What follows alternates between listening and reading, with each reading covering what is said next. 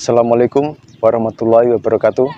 Ketemu lagi dengan Bribka Suyono, masih di channel Suyono Listrik, channel edukasi dan motivasi lepas dari anxiety, psikosomatis, asam lambung berdasarkan pengalaman yang saya alami.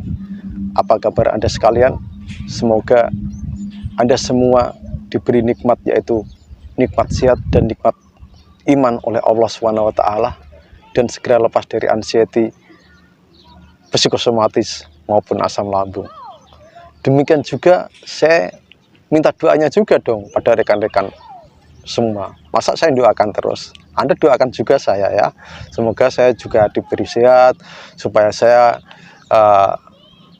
bisa memotivasi Anda, bisa memberikan sebuah edukasi pada Anda, walaupun saya ini hanya gelarnya S3, mohon maaf ya. Saya gelarnya ya alhamdulillah saya sudah menyelesaikan S3 ya, yaitu SD, SMP, dan SMA. Ketawa dulu ya. Oke, Anda yang masih mengalami anxiety psikosomatis, saya tahu apa yang Anda rasakan. Saya paham sepaham-pahamnya ya, paham sekali. Oh iya, saya lupa, yang baru bergabung ya, karena banyak sekali yang baru bergabung, silahkan Anda tonton video saya yang dulu-dulu ya, yang lama-lama supaya Anda paham. Dan saya mohon di subscribe ya, jangan ditonton saja. Masa yang nonton 34.000, yang subscribe baru 6.000 berapa gitu. Itu hak Anda sih, mau subscribe atau tidak Anda, ya nggak apa-apa lah ya. Yang penting saya sudah menyampaikan ini loh ilmu yang saya pelajari, ini loh titip yang saya lakukan sejak saya terkena anxiety psikosomatis maupun asam lambung. Oke, jangan bosan melihat saya dan jangan bosan mendengarkan motivasi saya. Karena apa? Anda butuh seorang motivator untuk memotivasi Anda. Anda perlu edukasi ya, untuk memberikan gambaran tentang anxiety psikosomatis itu adalah ya ini begitu, sifat-sifatnya bagaimana. Nah, kalau Anda sudah tahu itu, nanti Anda akan menyadarinya gitu ya. Nah, sebelum terlambat. Kalau baru berapa bulan, saya yakin cepat untuk bangkit, apalagi sudah mendapatkan edukasi dan motivasi dari seorang motivator, sudah menemukan channel-channel YouTube yang membahas tentang anxiety psikosomatis. Tidak kayak saya ya. Udah lama sudah didiagnosa, baru saya membuka channel itu ya gitu. Anda sudah berani keluar rumah ya? Saya belum keluarkan part 2 karena apa? Saya menunggu Anda dalam seminggu. Anda harus berani keluar rumah ya, pelan-pelan, ditemani oleh teman dulu ya, ditemani oleh saudara Anda atau pasangan Anda, ditemani dulu lah ya, keluar rumah ditemani dulu. Tapi nanti jangan ditemani terus ya, kan ada HP sekarang begitu. Saya yakin Anda keluar rumah takutnya karena pingsan kan, padahal itu nggak bakalan ada pingsan gitu. Oke, biar Anda sadar, tidak Anda aja sih, saya juga ini, biar kita saling sadar ya, kenapa sih kok saya ini kena anxiety psikosomatis. Padahal saya itu juga sudah berbuat baik, saya sudah beribadah dengan rajin, terus saya juga sering sedekah juga, terus baik sama tetangga. Kok saya kena penyakit ini? Itu kenapa? Kok enggak yang lain gitu loh, yang orang yang omongannya yang jorok-jorok, yang sombong-sombong, kok enggak kena penyakit itu? Kenapa kok saya? Kenapa dan kenapa? Ya, itulah. Jadi makanya dulu pernah saya mengeluarkan video itu, jangan banyak membuat pertanyaan, tetapi carilah sebuah jawaban gitu. Ya, memang ini omongan agak tinggi, S3, SD, SMP, SMA. Oke, kenapa saya nggak mau bicara Anda ini, saya aja. Nanti kalau ada yang sama dengan saya ya mungkin itu kebetulan atau ya emang itu begitu ya. Kenapa saya itu kok terkena anxiety psikosomatis, padahal kerjaan saya itu selalu menolong orang ya.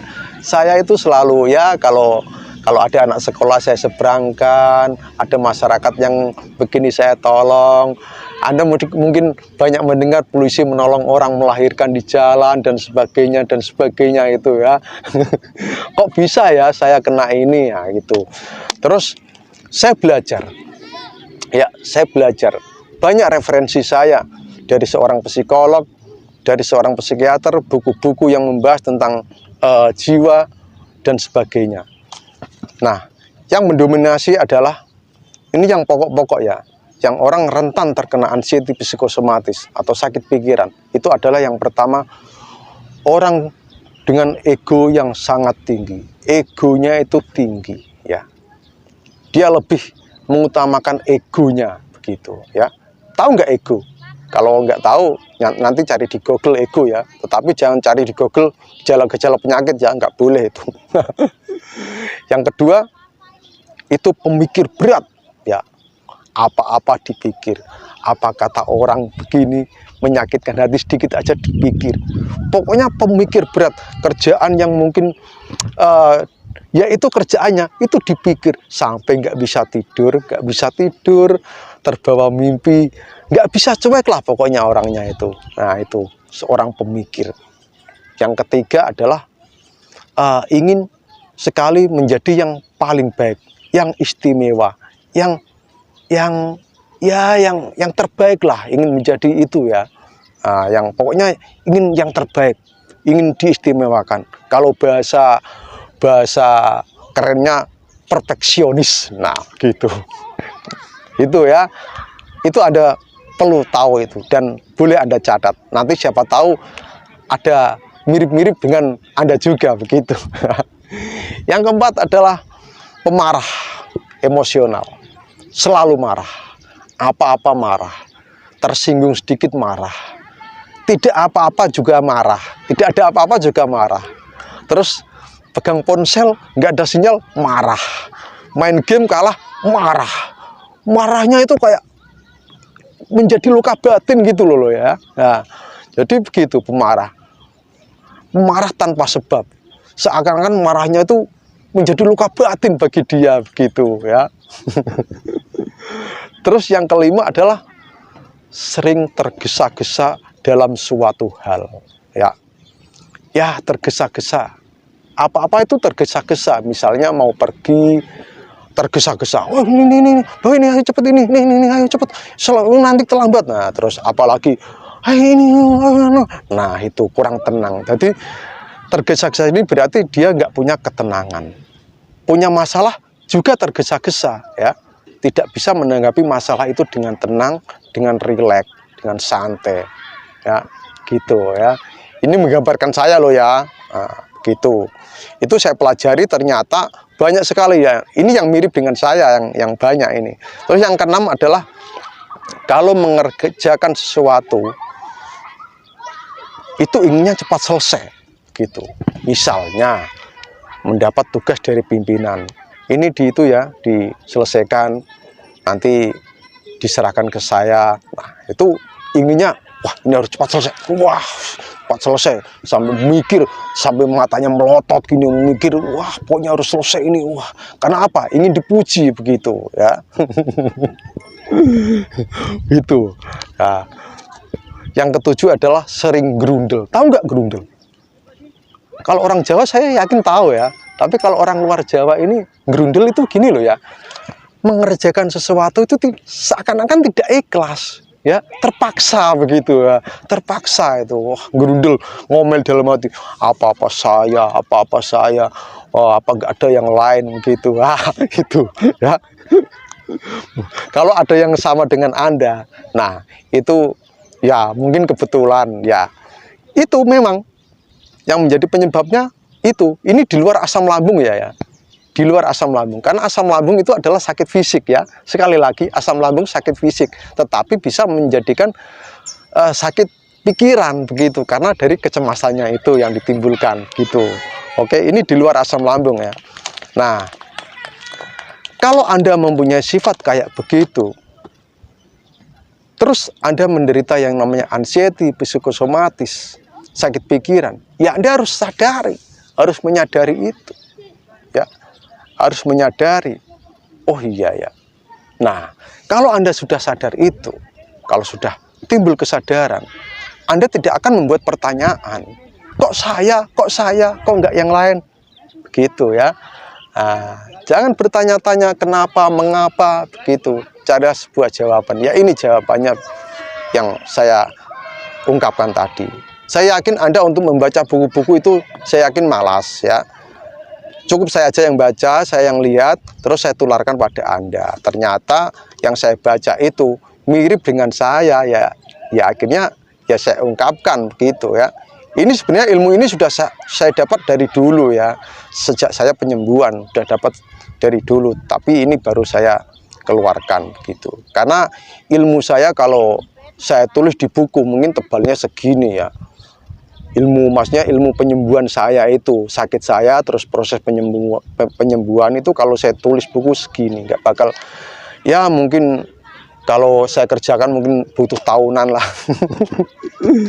Nah, setelah itu Anda lakukan ya, setelah Anda mempunyai sifat-sifat yang kayak gitu, saya yakin nanti Anda orangnya menjadi seorang yang pelupa, blank, terus ya sering marah sendiri, ngomel-ngomel dalam hati maupun ngomel yang diucapkan, terus terjadi perubahan emosi yang cepat ya, atau mood swing ya.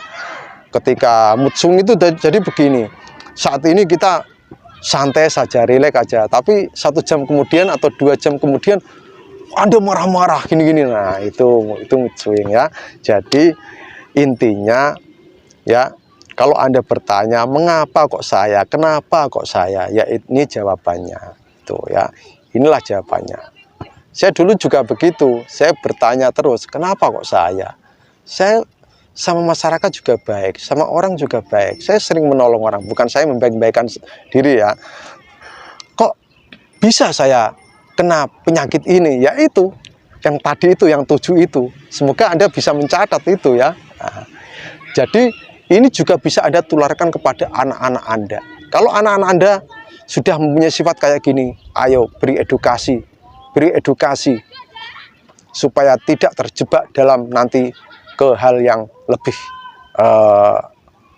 lanjut ya, begitu. Berikan edukasi pada anak-anak kita semua. Kalau sudah mempunyai sifat kayak begitu, cepat untuk kita rubah ya, kita rubah gitu. Mumpung mereka masih kecil-kecil begitu ya, itu ya, itu jadi perlunya sadar, kita menyadari, yaitu harus tahu asal usulnya begitu ya. Anda boleh tanyakan kepada siapa aja lah, apa benar orang yang sifatnya gini-gini itu bisa mengalami anxiety psikosomatis. Nah, Anda boleh mereferensi dari orang lain begitu ya. Jangan bosan-bosan melihat saya akan terus memotivasi Anda, saya akan memberikan sebuah sugesti-sugesti terus pada Anda supaya Anda cepat bangkit ya. Sakit yang Anda alami itu tidak apa-apa ya, tidak apa-apa ya, tidak berbahaya. Yang berbahaya itu adalah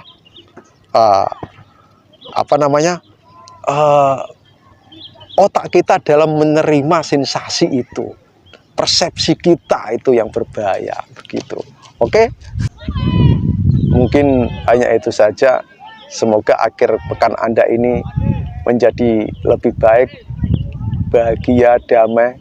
Nanti malam Anda bisa tidur dengan nyenyak, bangun pagi terasa bersemangat dan melakukan kerja dengan penuh semangat pula ya. Semoga rezeki yang kita dapat adalah rezeki yang barokah ya. Mungkin hanya itu saja. Wassalamualaikum warahmatullahi wabarakatuh.